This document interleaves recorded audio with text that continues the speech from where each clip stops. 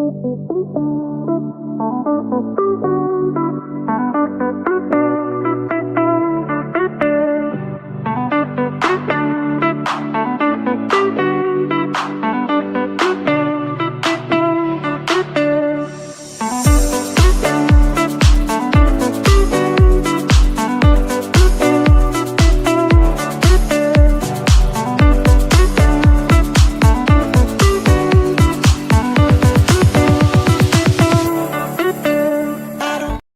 all, welcome back to the final whistle then for another match preview on the channel. Leicester City take on West Brom Albion this Friday in the Friday night football in the Championship, and Leicester hope to get back to winning ways, to be fair, after all these draws. Can they do it at the Hawthorns Friday night? I'm going to be chatting to Clint, who's a West Brom fan, from all Albion fans.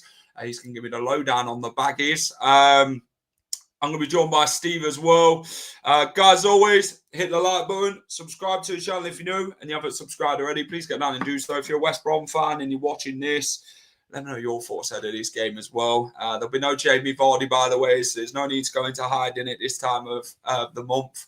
But yeah, subscribe. And yeah, let's have a good chat with Clint. Evening, Emily. How are we? Looking forward to another stream. Evening, all. It's that time again. Match day minus 24 hours. Yeah. Hello, Ivan. Hello, Dan. Chat's late again. It weren't me this time. I know I get the blame still. Evening, Paul. Easy 3 points. I don't know about that one. Leicester never do things the bloody easy way. We know that for a fact. It's going to be another close game. Let the dust off the floor. Yeah. Evening, Dawn. Hi, Jack. How are you, mate? I'm good, thank you. I'm all right. Let's get Steve in. Steve, how are we? Yeah, not much has changed in the last hour. I had some dinner and that's about it, really. What did you have? I'll be honest with you. I've been. I had fish and chips last night, right? So I thought tonight I'd try something a bit easier on my stomach. So I just had a noodle pot. That's all it was. Yeah. Just a noodle pot and a protein mousse. Fair enough. Should we get Clint in? Yeah. Yeah, I ain't a West Brom fan, by the way. I'm going to be swapping sides in a minute. I might be the referee between these two. I don't know. Let's get Clint in. Clint, how are we, mate? Evening. Yeah, good. So there it is. I'm on the West Brom side now. Yeah, good. Thank you. You? I'm good. Yeah, I'm good. Anything you want to ask about Leicester and that, Clint, be sure to ask them during the preview and that. But Clint, where can everyone find you, mate? What do you do regarding the baggies? So I do run a fan page called All Albion Fans, but I try and keep that a bit separate, like, to be honest, and that I go on a bit anonymous because yeah, so a lot can be an argumentative bunch at times. So I just try and post. I use that, but I try and post a bit of positivity, just stuff because I go to all the games, just stuff that other people can't see or feedback, and then just on these days, like 15 years ago today, we won 3-2 at the Emirates. So. Yeah, and that was like our first positive, yeah. Yeah, exactly. So things like that. It was that was our first away win at one of the big four in the Premier League, and then we had a good spell over that 5 years. But looking to get back there soon. Yeah, I think we want to get back there this season, to be fair. But the Championship's really competitive, isn't it, Clint? You know, you see obviously teams go up to the Premier League and come back down straight away. What's your sort of stance on that, all that malarkey? Is the Premier League a big, massive gulf now for teams, or do you think they should just cut off this relegation thing altogether and just keep the bloody league separate? Well, I thought up until about a month ago that it seemed almost like a closed-off league, which is what they wanted. Like it seemed that way, but to be honest, the teams that have gone up, they're doing well. Sunderland have won a couple of games already. The others are doing well. Leeds. I don't think it's going to be the same as the last few seasons where the 3 teams going up and the 3 going down. And it's definitely not looking that way with the teams that came down as well. Obviously, yourselves are probably doing the best, I think, out of the 3. Ipswich are doing okay, but Sheffield United, geez, if they go up, they'd have to quite a turnaround. Clint, I want to ask you about the 7th and 8th situation regarding how they could be changing the playoff situation. What's your thoughts on that? I don't like it, to be honest. I think it's too much. Yeah. Eighth is like a third of the league. You could literally be dawdling along with draws and a couple of wins, and then at the end of the season, you put a couple of wins together, sneak eighth, you're in form. All of a sudden, the team in third could be like 30, 40 points ahead. Well, not that many, but like, you know what I mean, 30 points ahead. But you go on, you get a good break, or you're in form, play well a couple of games, and all of a sudden you're getting promoted instead. I already think I like the playoffs. Obviously, it's exciting. It's already a bit unfair, isn't it? Like, I mean, the team that finishes third is the third best and deserves to go up. But if it was a closed off, it would be less exciting. So I guess it's just getting used to it, because it's already unfair that the team in sixth could be miles behind third and go up. So I guess it might be just getting used to things. I'm seeing it as unfair. I don't want it to come in, but the playoffs is already to a degree unfair, isn't it? Yeah. Steve, what's your thoughts? Seventh and eighth, someone could actually do it. So I'm agree with you, Clint. I think it's a bit stupid, mainly because like the amount of times the promotion teams in the playoffs use sort of, well, we're not prepared for it because we didn't think we're going to be in the playoffs, and now we've won the playoffs and we go up in the Premier League and we've got less time to prepare. If you finish eighth and you somehow manage to go up, like the amount of like, because say like Oxford, right, or Bristol City, I guess the main example last season. Okay, they got battered in the playoffs by Sheffield United, but if they had gone up, like they're already a small club anyway, in the sense of their ground can only hold so many fans. It's only got 3 stadium stands itself, so financially they're not going to be competing with the big clubs. And that would just set them back. Look at Luton; they went up, and okay, they used the money now to build a new stadium, great, but they went down again. And that's such a big morale hit at the club when you go from winning, 6, 7 games out of 10, maybe 12, to the Premier League where you can win maybe 1 in 12, 2 in 12, and then you come back down again and you think, okay, well, we've got some players that did okay last season, not great, but they're better in the Championship. That's not always the case. I just think it's stupid to have 2 extra teams in there to do another couple of extra games just so you get more money involved. Like, it doesn't make any sense to me, because then another way, if you look at it, you look at the way the non-league is right now. One team goes up and then one team goes in the playoffs. If you finish second in the non-league, you go into the playoffs.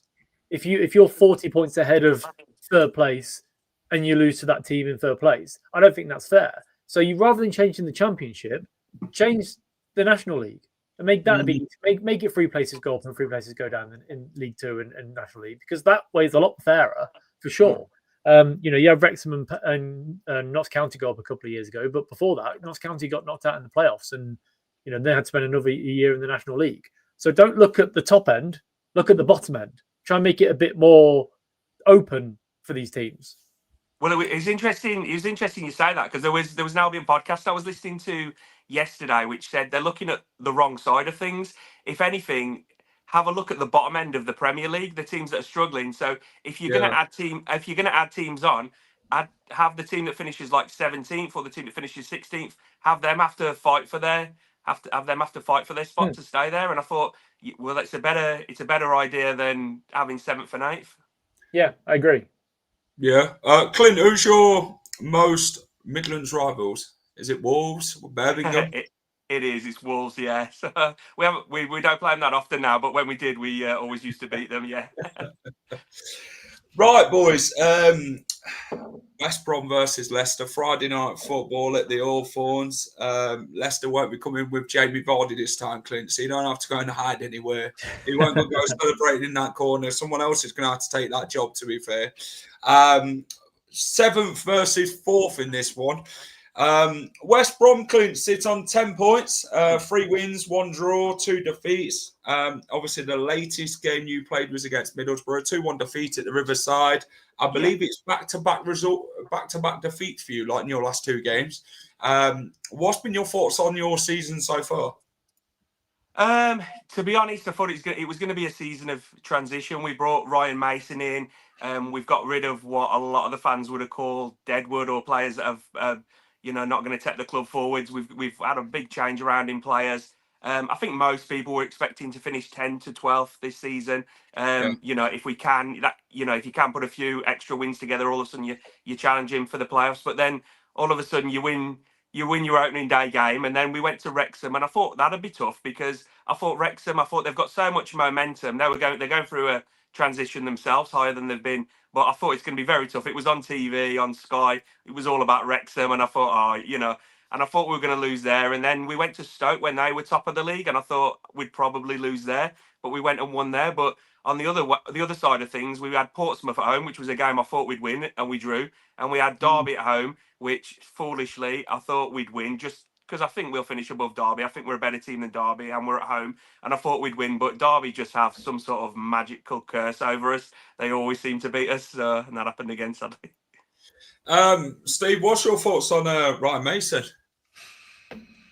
I think he's doing an all right job, to be fair. You know, is it his first game out of as management? Is that right? He left Spurs, didn't he? And it's his first. So, you know, a fairly decent club to go and manage. I think you're quite steady as well with keeping managers on, aren't you? You don't really sack them for stupid reasons and like certain. Good. Well, good. Yeah, exactly.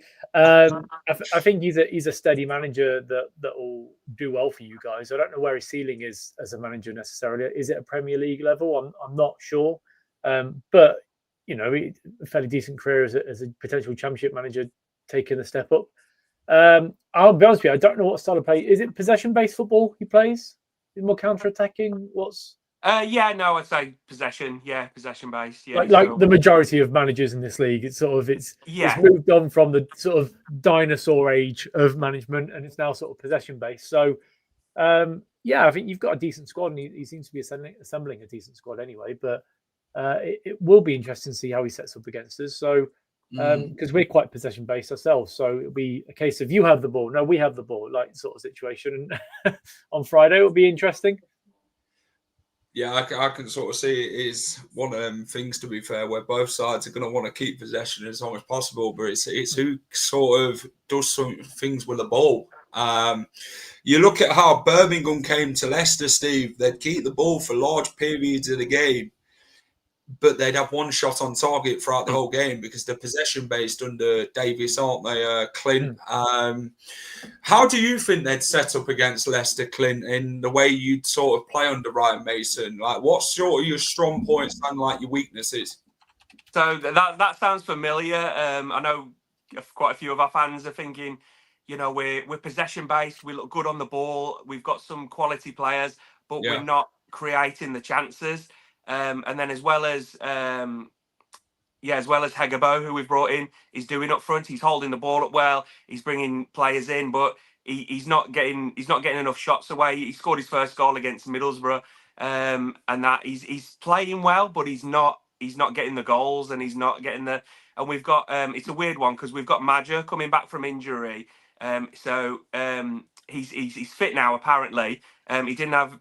He came back only at the end of pre-season. Apparently, he's fully fit now, and a lot of fans want to see him go in because up until he got injured in January, he was the Championship's top goal scorer, and we saw him absolutely fly in the first half of last season. So a lot of fans are wanting that change now. Yeah, Steve, Leicester.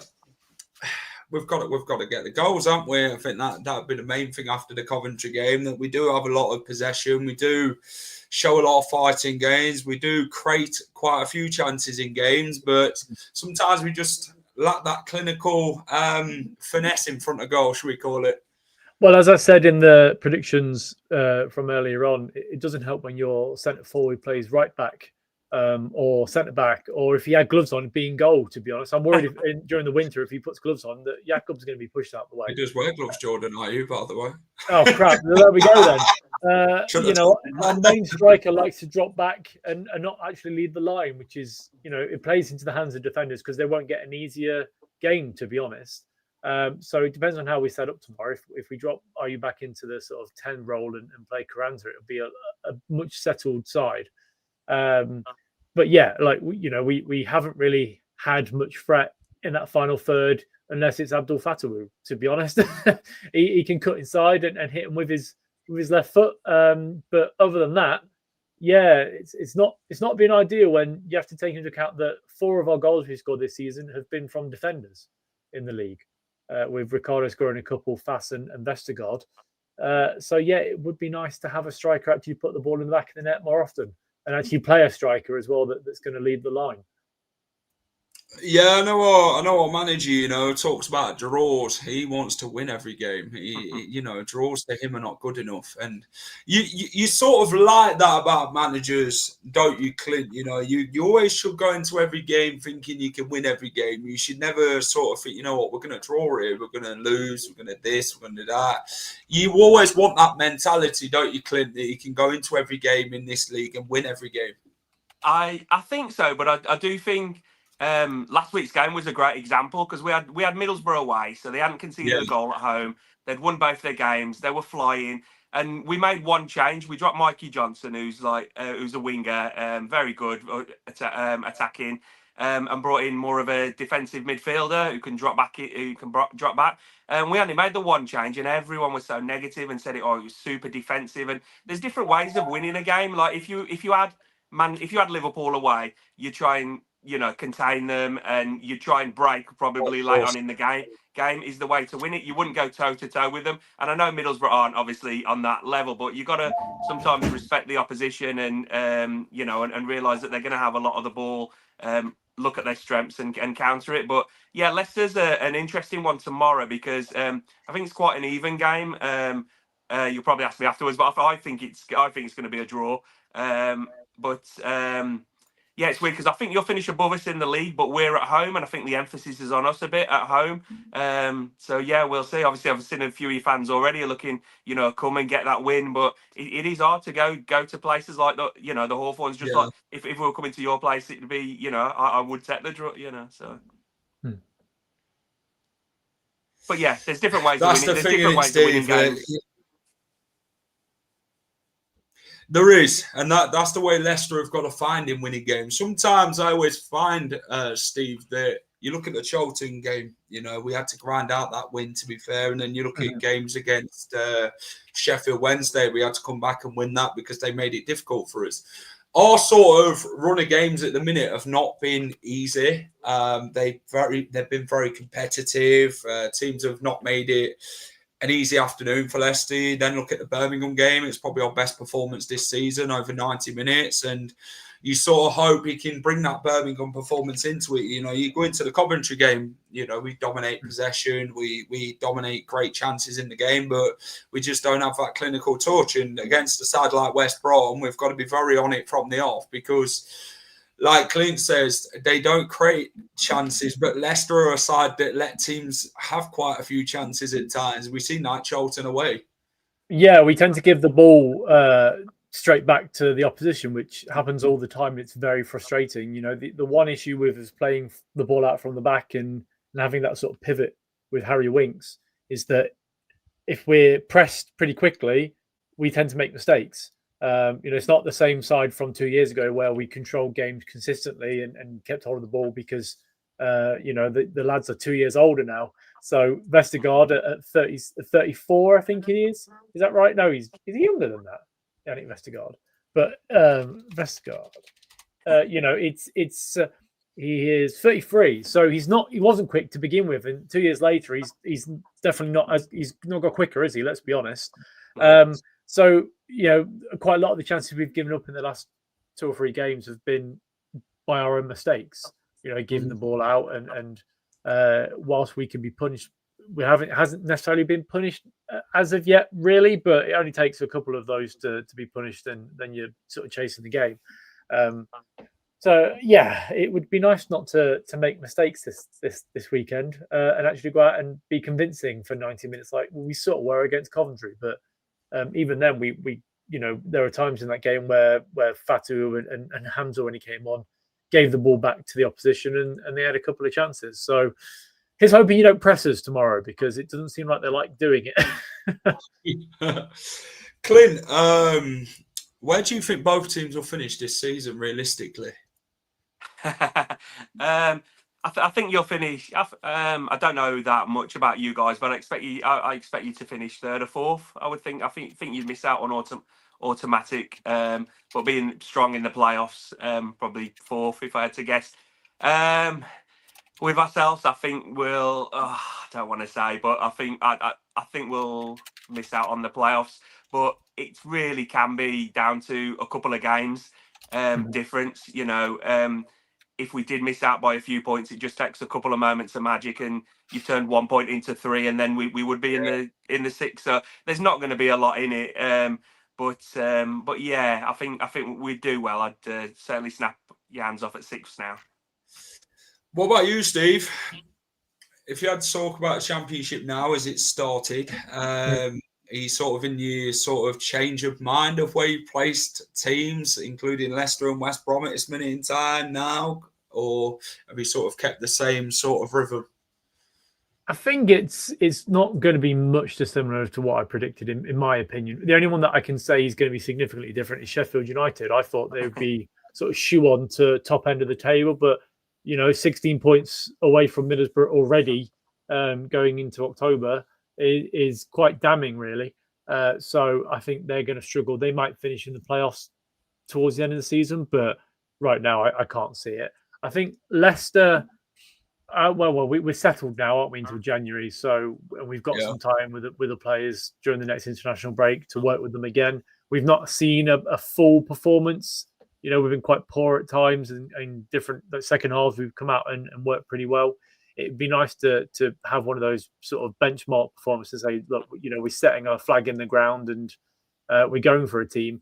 West Brom, look, I predicted playoffs. I think playoffs is roughly where you guys are at, maybe sort of 6th or 7th, that sort of area.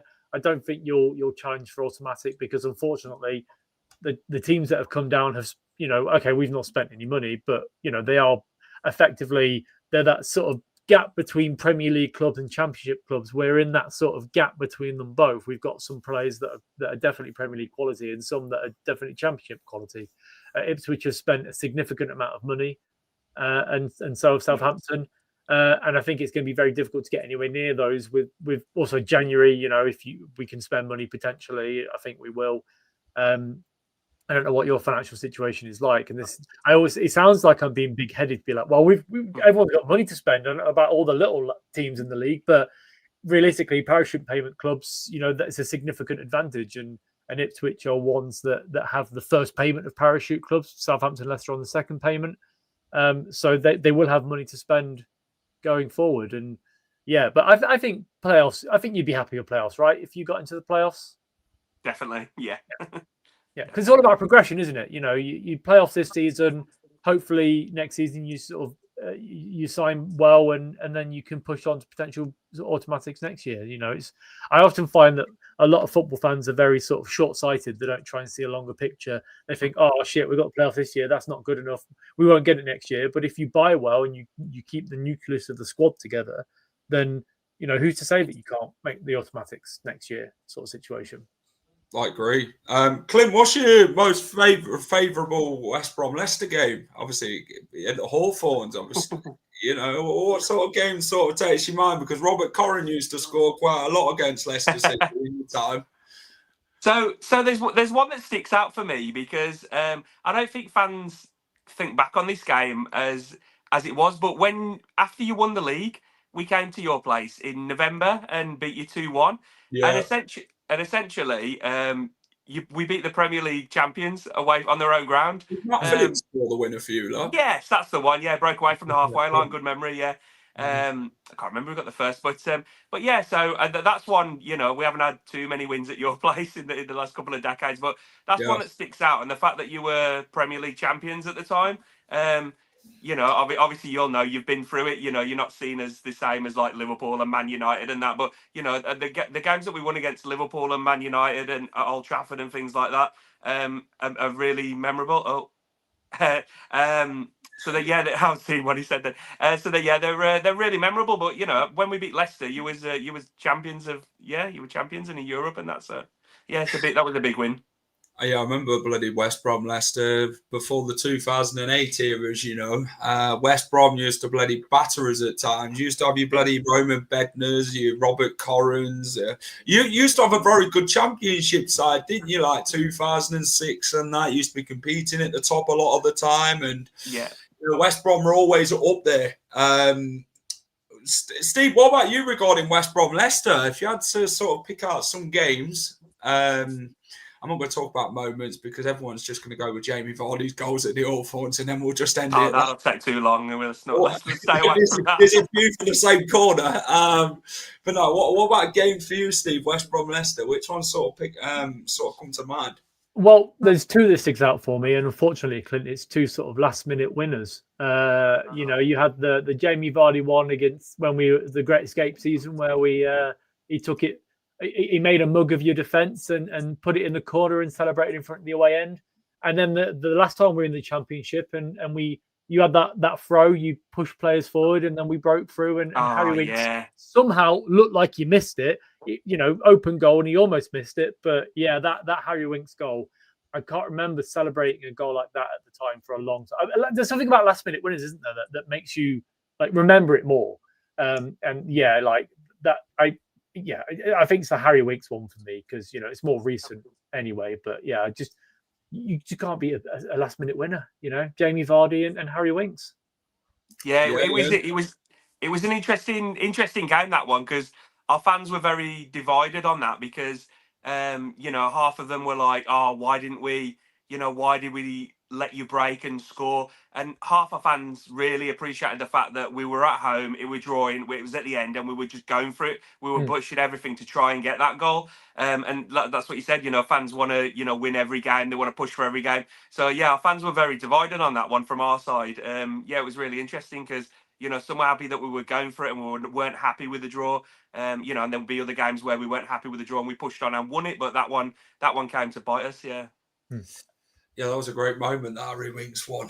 To transpire you lot going for a long throw into the box for it, which we'd sort of dealt with, and then you'd sort of gone from Iheanacho to Dewsbury, your defenders like, nah, I ain't chasing this. I've had enough here. And the keeper's just come all the way out. And Harry Winks, I thought it was going to bloody go wide at the post. So I sort of looked at it from the angle. I was thinking, has it gone in?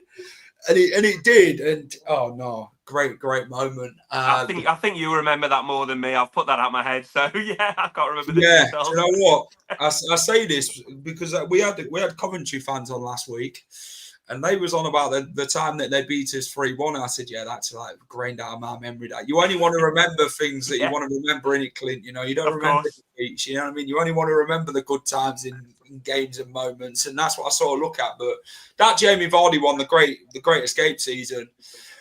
That was a pivotal win for us in that game. I think it was Gareth McCauley who were running at, to be fair. And then obviously he'd done him and then it's straight into the corner. I think that's probably one of the greatest ever games I've ever been at the Hawthorns, to be fair, that moment. Because as a fan to, how we fighted back that season to pull off the Greatest Escape, it's crazy. But obviously you lot would know Nigel Pearson well at his time at West Brom. And yeah, he was part of our Great Escape. So in 2004, 2005, when we were bottom at Christmas and stayed up at the end, if you remember that, We've had a few players, haven't we, who's obviously played for both clubs as well. I touched on Gareth McCauley, Roman Bednar. I mean, Roman Bednar's probably one of the worst strikers to ever play for the club, to be honest. Oh, did he not do well for you guys? No, do you know what? We wanted Ishmael Miller, I think it was at the time, and we kept going for him.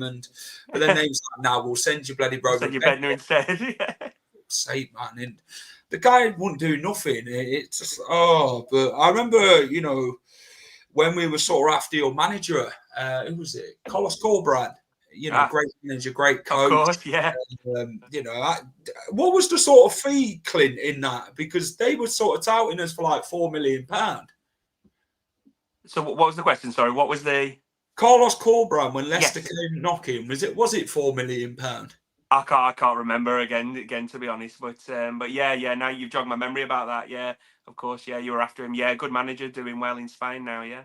Don't West Brom have a good claim for Great Escape? Maybe under Ropton. Yeah. Is that Premier League? Is it?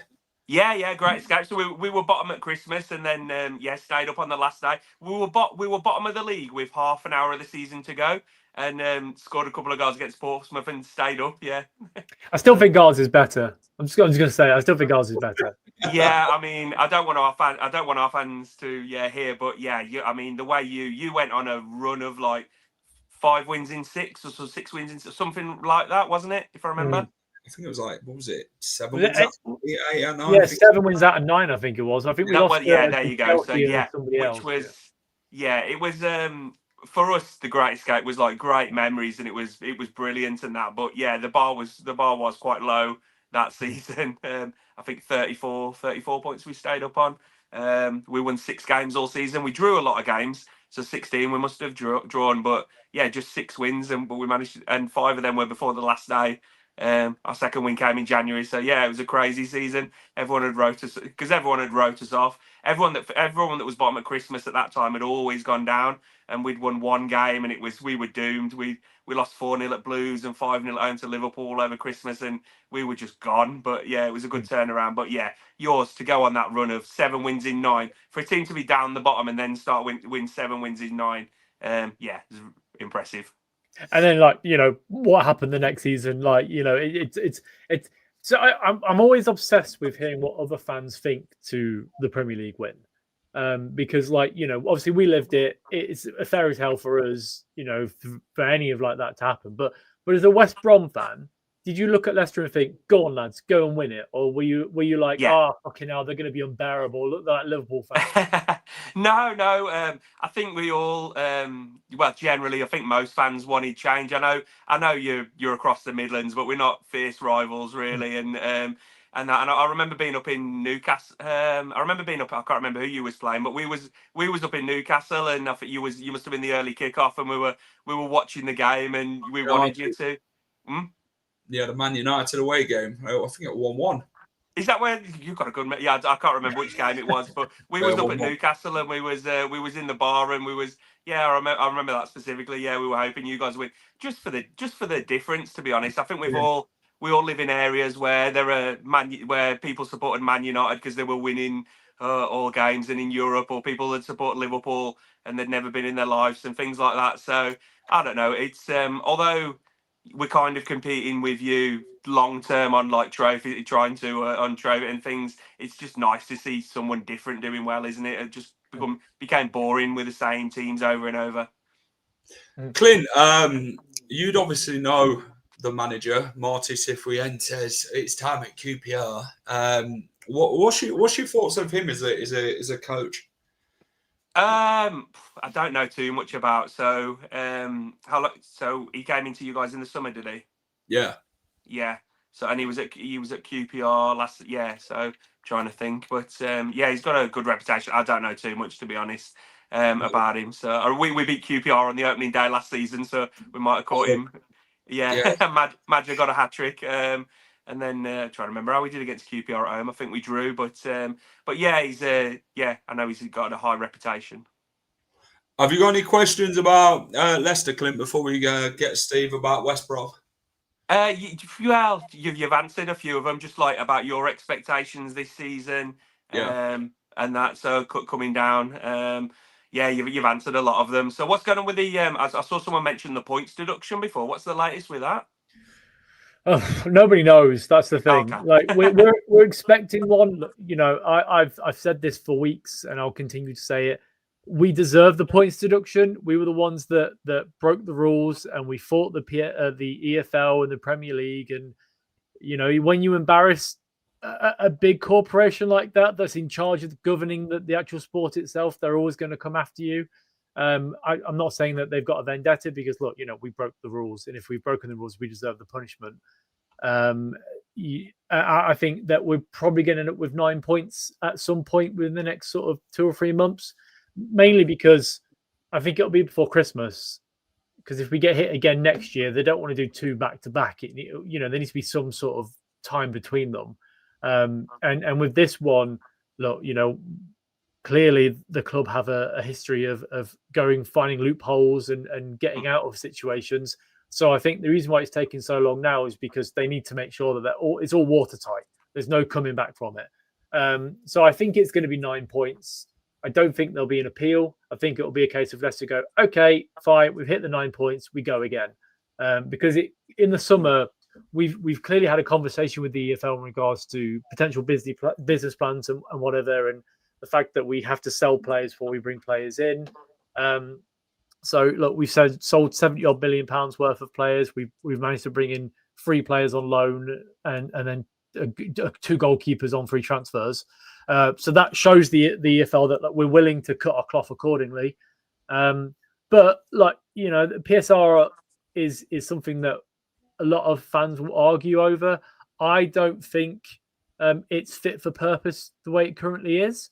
Yeah. But the club's voted for it, so it's like it's like Turkey's voting for Christmas at this point. They voted for it in 2013. It hasn't changed with inflation. I think that changes next year with inflation, so it goes up to a higher amount for both leagues. But if you can't work within the regulations, and at one point Leicester had the wage bill turnover to turnover at 125%. So if you're spending 25% over what you earn on wages, and that's not even including transfer fees and other sort of infrastructure that you have to pay for, then it's not going to go anywhere. You're going to clearly fall foul of the rules, and you're going to make losses, and we have done. And yes, we've been successful. We've had European runs, we've had Premier League win, you know, FA Cup win and stuff. But right now, we're a Championship club. You know, we got relegated with the 7th highest wage bill in the league. And, you know, at this point, the club needs to accept that they've made the mistake and they move on for it. I know it's a long-winded answer, sorry, Clint, to where we are. But as I say, I don't know too much about it, so yeah. Yeah, the issue is that it's a bigger story than what some fans might think. It's not a case of, oh, well, you know, we cheated. To an extent, we did cheat. You know, we tried to find loopholes and we've been caught. We managed to get past one, but we'll be caught out for the next one. But no club can sustain £90 million losses unless you're Manchester United or Arsenal or Chelsea or whoever, and expect to be competing at the top end all the time. So there will be a points deduction. There might well be another points deduction come February, March time. But we're hoping that the summer coming, it means that the last 3 years of accounts will all be fairly steady and not significant. So the PSR will hopefully sort itself out. But yeah, if I'm not surprised if we get 2 points deductions this season, to be honest. And Jack's the same, and I think a lot of people are, you know, it could happen for sure. So that I think that defines our season, to be honest. If we're top of the league come April after having 9 points and we get another 9 points and we end up finishing the playoffs, then the fans will be angry. That they'll be annoyed at the EFL. But as a fan that is realistic and somebody that can be quite reactionary on match days, but actually logically thinking, if we get another points deduction, clearly it's our own fault, and you have to accept it and go from there. So that's not speaking for all Leicester fans, because don't get me wrong, there are some very angry Leicester fans out there with the EFL and whoever. Some people think the club can't do any wrong. We know differently. There's been chat about the board and arguments about the board and stuff. So yeah, it's very long-winded, but we must accept the points deduction when it comes. Simple as that. You know, it's our own fault. Sorry, I'll stop chatting now about points deductions. Obviously, there's a lot of legal things to it, etc. I always think with points deductions, it's a shame that it's not in the summer, so so everyone knows where they stand, or you know what you're working with, and that. But I mean, a punishment's there for a reason. But it's weird for everyone that it could just happen in October or November, or you don't know whether another one's coming round, or it's interesting. But good to know on that. But it's so hard, isn't it, to compete? We've seen when you go up, we've seen the teams are just coming straight back down. However dominant they are in the Championship, all of a sudden they turn into like one of the worst teams in the league when they go to the Premier League, and that turnaround's just wild. And the same going the other way. The teams that are just struggling in the Premier League, all of a sudden will be one of the top sides in the Championship. But yeah, we've had with the PSR as well. So we had to sell. Tom Fellows went to Southampton. So our star player, I think most would say, and that was gutting, but the fans can understand because of the previous owner and bad decisions and things like that. We can understand completely why it's happened. But it's gutting. It's weird to see fans not celebrate, but almost like, oh, that's good. And we know it's good news in the long term, and we know it's needed. But seeing like your best players leave is like, it's gutting. So I don't know. Well, it's exactly that. And I find really frustrating in this, the fact that, football in the last 10 years has changed from us talking about tactics and players and goals to all the accounting period and the PSR and the losses. Like, I don't want to talk about PSR every other week, but it's such a big factor in football nowadays that you sort of have to talk about it because, look, you said about going up and not being able to compete. I mean, if you spend £9 million on signing Jordan Ayew and giving him 100 grand a week to be your top striker, you're not going to get anywhere. If you're wasting £25 million on Oliver Skip as a midfielder in the Premier League, you're not going to go anywhere. It's all about being smart with who you buy and who you actually invest money into. And we've had sort of mixed because yes, we signed Abdul Fatawu, Moussa Manson, players that have done pretty well for us, and we've got profit for, and we will for Abdul as well.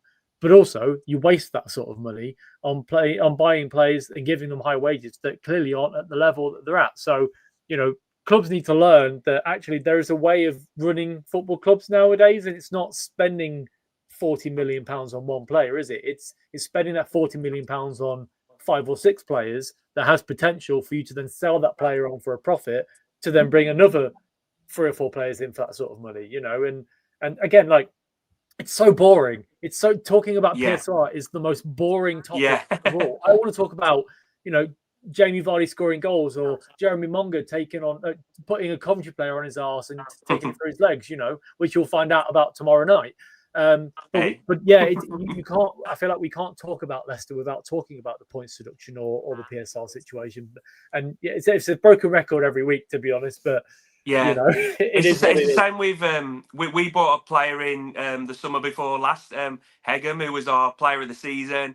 We brought him in at a very low fee, sold him for I think 10 million or something like that, and it's an amazing turnaround. It's a great turnaround in the Championship in a year, and it's really helped us to go forward. But again, you brought someone in, he's been your player of the season, and you're selling him, and it's gutting to see him go. You get attached, they get a song, you start to, you start to fall in love with these players, and then it's like they go, and it's sensible, but it's just like it's a shame.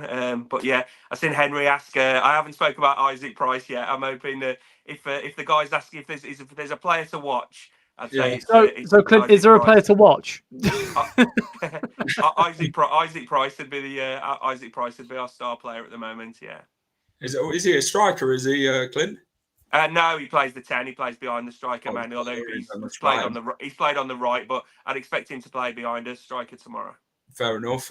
Clint, he's got 3 goals. He's got 3 goals already this season. Yeah. So what's your sort of team? How do you think Ryan Mason sets up against Leicester? Does he sort of tweak it a little bit depending on the position? I think tomorrow's the hardest team to predict this season. Okay. Because after a couple of defeats, I think Mikey Johnson will come in. So Mikey Johnson will come in on the left. Yeah. I don't think he'll change it up front. I think Hegebo will start. We might see Magic come on a bit earlier, get half an hour or so. But I think Hegebo will start. Right back's an interesting one because we had Darnell Furlong for years, 7 or 8 years. 6, 7 years. He went in the summer, and then we've brought in Gilchrist, but he hasn't started yet. He's come in a bit later, and George Campbell came in, did a great job at Stoke when we won 1-0. He stayed in there, but that might be one to change it. Gilchrist has got to come in at some point, I think, and it's just a case of when. So tomorrow might be that time. And then at left back, we got Styles, who's been doing well, but he's not a left back. Essentially. Yeah. He's a midfielder, but he was playing left back last season and did well. He started this season at left back. He's really tiny. He's short, so you'll see tomorrow. But he still does all right in the air for his size, and he's a good player. But again, we brought in Charlie Taylor, who's tons of experience in the Championship, quality player. So some people are looking in that change. We've got Collier, who we brought on loan from Man United. He hasn't started yet. But he's looked all right when he's come on. So there's a few that we could change tomorrow. 3 or 4. I think he will make a couple of changes. It's also interesting. Hopefully it'll help both sides. But we're coming round to that period when the midweek games start. So we've got tomorrow. We've both got tomorrow. Yeah. So it might be a good time to play Friday night because it gives us a bit of a break. We'll both have a game midweek. We've got Norwich away. And then we got on the Wednesday, and then we got Millwall away on the Saturday. So I don't think I think there'll be quite a bit of rotation. We're playing 3 games in 8 days, and the last 2 being away. I think there'll be quite a bit of variety over those 3 games. Oh, you're lucky. We've got to travel down to Swansea a week on Saturday. That'll be fun. We've got Norwich midweek, and we've got Millwall on the Saturday. So yeah, not too great. It's not ideal. 4.5 hours it's going to take me to get down to Swansea. Fuck you now. Yeah, Norwich will be similar. Yeah. Ask Clint if West Brom are missing Alex Palmer. Yes. So Griffiths has come in. He's doing all right. He can be a bit shaky at times. There was the one against Derby. I think most people thought he should have done a bit better with. He was a bit unsighted, but he didn't get down fast enough. I don't know if you saw that goal. I think most, some are saying, he was unsighted and that he got a hand to it. He was unlucky, but I think most are thinking he should have done a bit better with it. But yeah, he's doing well. But Alex Palmer was a great goalkeeper, so he's at Ipswich now. Unfortunately, well, half our team from a few years ago are at Ipswich. We've got 6 players who Ipswich have signed. Wow. So it's going to be interesting when we play them. We've got them last home game of the season. So that's going to be mini West Brom. Yeah, but they've got. I think they put their team photo out the other day, and it was like, it was just like our one from 2-3 years ago.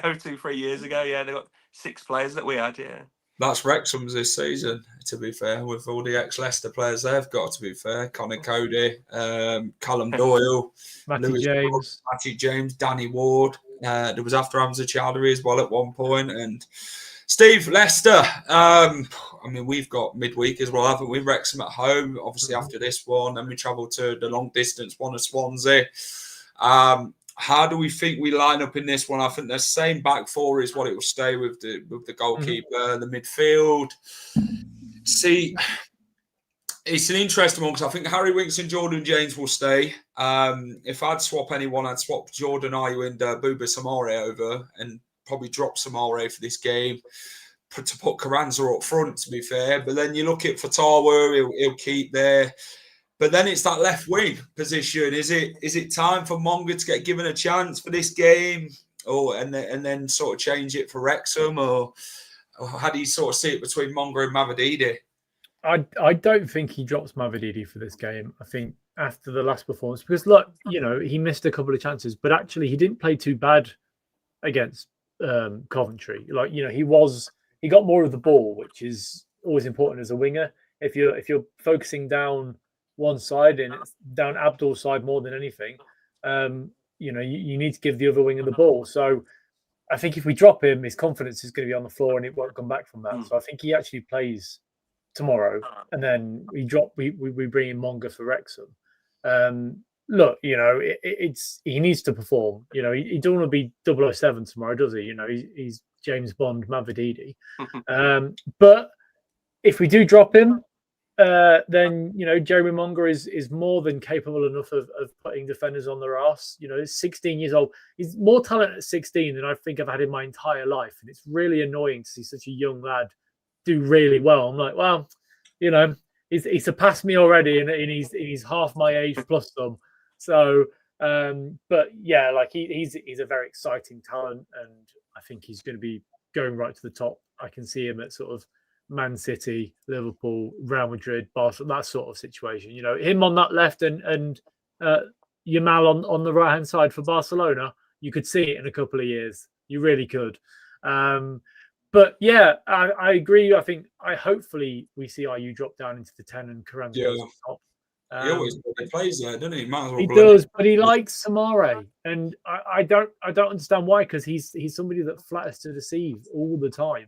I don't know what he's like in training, and he might have Marty's nudes, to be honest. He might be sort of blackmailing him to keep him on the pitch. I'm not sure, but he's the weak point in that midfield for me, and to get wins on the board, you need to play your best players, and I don't think he's anywhere near that level. So, yeah, I would like to see JJ and Winks in that central pairing. Winks in the pivot and JJ being the box-to-box. Are you playing in the cam and Carranza up top? Because Carranza is the best-looking guy in this league, and you've got to play your best-looking guys, I agree. I think to get out past this West Brom side, you've got to play the ball a lot more quicker in transition. Against Coventry, we're a bit first half with a sort of, we didn't really pick up the tempo as much as we'd liked. And then second half, we started picking it up and getting through them a lot more. So that's something we've got to start doing first half and not just keep doing it in one half. We want to see it over a 90-minute performance. And we did that against Birmingham, but we didn't do it against Coventry. And you're sort of thinking, okay, then, well, how do we sort of not do it in one game and do it in another? It's sort of frustrating to watch as a Leicester fan, to be fair, but I think everything is coming together for Marty. I like the way he spoke about everything, the way he's got us playing football, and I think the boys are just enjoying everything under him, to be fair, and he's getting everyone playing like even bloody Wild Fast who wanted to leave, and now he's making his claim in the team. Clint, what are you drinking? I might have some before kick-off. Oliver's kit. I'm a pineapple and raspberry old mouth at the moment, so I got a cider at the moment. Yeah. So yeah, Oliver Skip, mate. Where are you tomorrow, mate? Is it bench? Is it stands? What are you doing, mate? You gonna join us in the away end or what? I'd like to see where you sort of put yourself tomorrow, mate. Because yeah, it's an interesting one with you. Obviously not playing last game. But boys, we're gonna jump to the score. Clint, we're going to come to you first. I'm going to put you on the spot with this one. What have you sort of thought about this one? As I said before, I think it'll be a draw, 1-1. I know you've drawn your last two games. I know it's a weird one. We've lost our last two games, but I don't know if it's a draw with 10, 15 minutes to go. I'm not sure which side would be more like prepared to risk and go for it, because we'd be like, a draw for us, it'd be 2 points dropped at home. You want to win your home games. If you're getting in the playoffs, you want to be winning your home games, don't you? So it would kind of be 2 points dropped, but then it would a draw is no shame at home to Leicester, and it would stop the 2 defeats in a row. Whereas if that turned to 3 defeats, obviously you start not panicking, but 3 defeats, and then we're on our way, and then we've got 2 away games at Norwich and Millwall. You start really like worrying about that this could be and that. Whereas you guys, if you're drawing towards the end, I don't know. I think coming to West Brom and getting a draw, even if you're a team that's going up automatically or at the top end of the league, I think coming to West Brom and getting a draw is a good result for you guys. But then I don't know how you see it, because you've seen many wins against West Brom. Unfortunately, you're another team that seems to have a good run against us. But I don't know how you're thinking, because a few of our fans, every time we come up against Jamie Vardy, we were like, well, Jamie Vardy's going to score, so we need to score just to get and that. So I don't know if you're a little bit less confident not having Vardy against us. Clint, I don't want to touch on the record, mate. I know we've got a very good record. We'll move past there. Yeah. I don't want to sit here and say what it is, because I don't want to fucking jinx it. This is the thing, and you jinx it. You go ahead. Some of my mates always sit there and say, oh, fantastic record, and then they'll say what it is, and then they'll come back out of the game and they'll think, that didn't go as planned, did it? And they'll end up end up losing. But no, we're not. We've obviously got a good record in recent years against West Brom. We've obviously not got them at number 9 now. Obviously, Jordan Ayew's not your Jamie Vardy, is he? He's not got the pace and the knack to sort of kill games off and score goals, or even stay in position, for God's sake. Jordan Ayew is one of them where he'll have one chance on goal, but then he probably won't get another like Vardy did. He's one of them. But I think it will be a tough game. I think every game's tough, but we need to get back to winning ways. Our last 2 games have been draws against Oxford and Coventry, so we've got to sort of start picking up the points if we are sort of thinking about a little promotion push before this possible points deduction. Even if we do get one or we don't, I don't know, but we'll see. But no, so it's a game I want to win on Friday. I want to go into the weekend quite happy, to be fair, and just relaxing and go and watch everyone else's games. So our last Friday night, we beat Birmingham 2-0. So at the Hawthorns tomorrow, I'm going to go 2-1 Leicester. Steve? Yeah, I've also gone 2-1 Leicester. Look, I feel like I've got to back my team, and I think we are a stronger squad than you guys.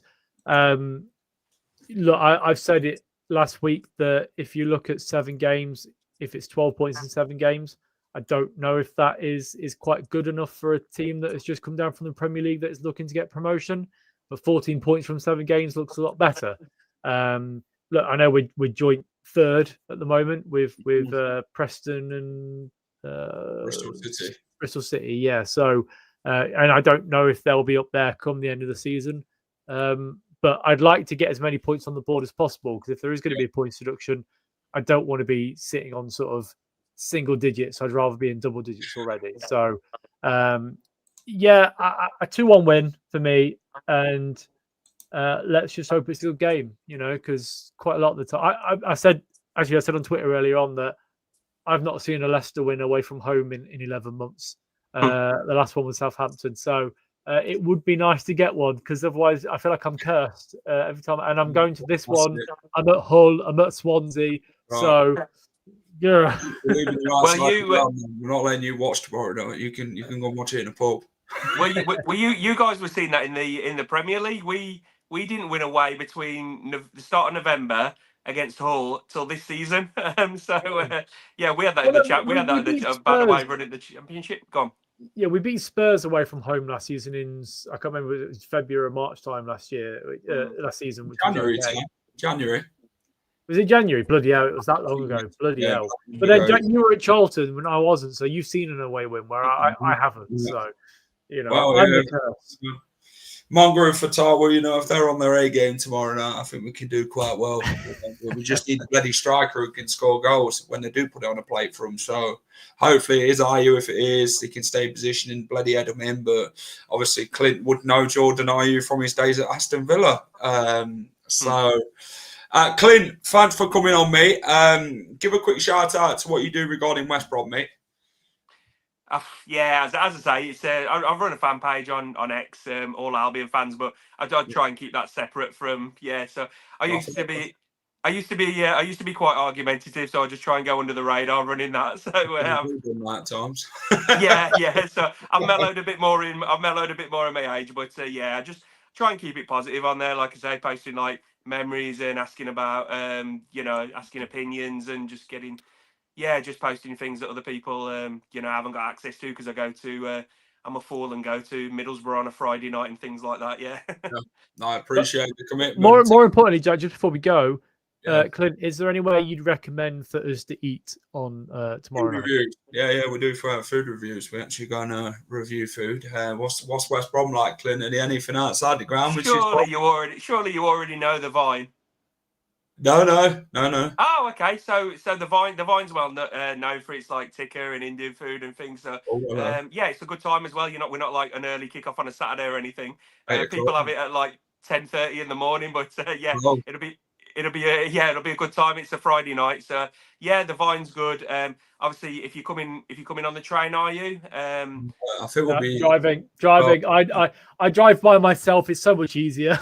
Right, fair enough. Yeah. So you might want to park over that way by the Vine. Then you'll have easy access to the motorway as well. So have a look at the Vine. Anyone coming on the train, probably stay in Birmingham, have a few drinks there. There's plenty of places to eat in Birmingham. And then it's like a 10-minute journey on either the tube or the train to the Hawthorns. So yeah. What about the ground itself? Obviously, the anything like obviously cuisine and that. I know someone said there was a nice chicken burger bloody stand outside last time. I'm trying to think what the burger place is called now. That's outside. We've got quite really nice. Apparently, someone said. Yeah, for a burger. Stand. It's quite a high end one. So it's a big. It's quite nice. Yeah, it's quite handy if you end up there. But 15 quid, Clint. No, it's not that much. But it's but yeah, I think it costs about 8 quid or something like that, which is quite. Yeah. But it's quite nice. So I've only had it a couple of times. It will fun. I think it's the right hand side. So if you go towards the main road at the top, it's obviously you have to go through the gates to like get into it. I think it's like you turn right on the main road and it's obviously in like the home end section. But that's it. Yeah, that's the one. Yeah. Away fans are allowed in there. Obviously, I missed it last time. Someone said, "Did you get there?" I was like, "Well, where was that?" And then obviously he said, "Oh yeah, it's nice." Right, we'll get there tomorrow, Steve. We'll actually go and have a look at it. We'll say Clint and get a discount. But no, Clint, thanks for coming on, mate. All the best for the rest of the season, of course, after tomorrow night, mate. And we'll see you back maybe for the match preview at the King Power for the reverse fixture. Yeah, I'll be there. So definitely. So we'll see if I want to come back on after tomorrow. I'm not committing to anything. Cheers, Clint. Cheers, Clint. Evening, guys. Right, Steve. Championship predictions is out, isn't it? Week 7. That was an interesting one for some of the interesting scores. I think I've gone for bloody many draws this week, which is kind of not like me, to be fair. I like to sort of go with most wins in games, but the championship in the last bloody week didn't really do us any favours, especially Steve, by the way. We don't talk about that, Jack. We move on. But not. Thanks everyone for watching. Hit that like button on the stream. We'll set it at 60 likes, so if we can hit it, fantastic. Subscribe if you haven't already and you're new around here. Subscribe, push that notification bell as well. What did Ivan say? It's like 26 likes, so we are 34 likes off, so if we can do that, appreciate it. Great stream as always, appreciate that. West Brom away tomorrow night then at the Hawthorns. Me and Steve will be there. Come and say hello to us. It's come and give us your score predictions. Let's chat. Matchday vlog will be out as well, so hopefully it's a good Friday night and we can put our feet up for the weekend. But no, thanks for everyone. Appreciate it. Go and check out the championship predictions as well if you haven't watched it. And let us know on playback what you think the score's going to be ahead of tomorrow night's game. So keep it at the final whistle. Good night. And we will see you in the next one.